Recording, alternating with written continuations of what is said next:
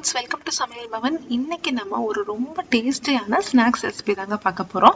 Bread இருந்தால் போதும். இந்த ரெசிபி வந்து ஒரு 5 நிமிஷத்தில் பண்ணிடலாம். ரொம்ப சூப்பராக இருக்கும். இப்போ வாங்க நம்ம எப்படி பண்ணுறதுன்னு பார்ப்போம். நம்ம சேனலில் நீங்கள் ஃபர்ஸ்ட் டைம் பார்க்குறீங்க அப்படின்னா சமையல் பவனுக்கு சப்ஸ்கிரைப் பண்ணி பெல் ஐக்கானில் ஆல் அப்படிங்கிற ஆப்ஷனை மறக்காமல் ப்ரெஸ் பண்ணி வச்சுக்கோங்க. இது பண்ணுறதுக்கு பார்த்தீங்கன்னா ஒரு பெரிய வெங்காயத்தை சின்ன சின்னதாக கட் பண்ணி வச்சுருக்கேன். கொஞ்சமாக கொத்தமல்லி, 2 மீடியம் சைஸ் தக்காளி வந்து கட் பண்ணி எடுத்திருக்கேன். பெரிய தக்காளியாக இருந்தால் ஒன்று போதும். ஒரு பாதி குடமிளகா போல் எடுத்துக்கோங்க, சின்ன சின்னதாக கட் பண்ணி.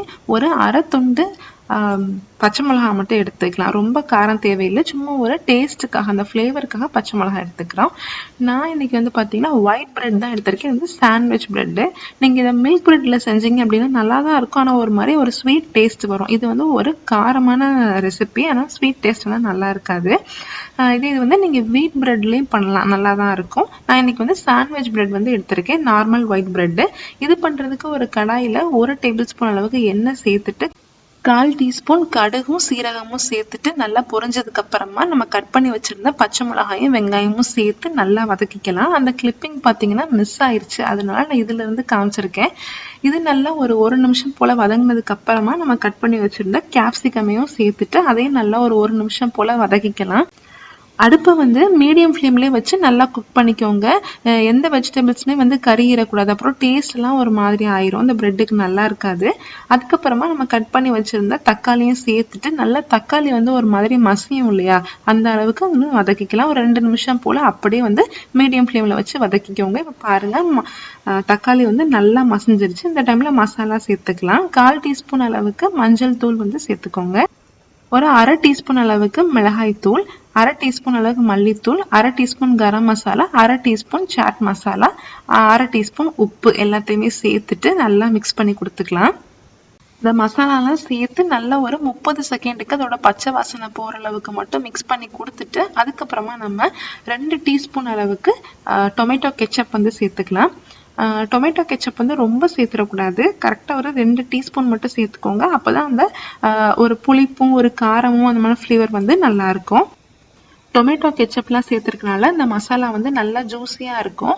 அடுப்பை வந்து உடனே ஆஃப் பண்ணிடணும், இல்லை அப்படின்னா நம்ம மசாலா வந்து கரைஞ்சிட்டே இருக்கும் திரும்ப திரும்ப. இது கூட வந்து நம்ம கட் பண்ணி வச்சுருக்க கொத்தமல்லியும் சேர்த்துட்டு சும்மா ஒரு மிக்ஸ் மட்டும் பண்ணிக்கலாம். அவ்வளோதான், இப்போ நம்ம மசாலா வந்து ரெடி ஆயிடுச்சு.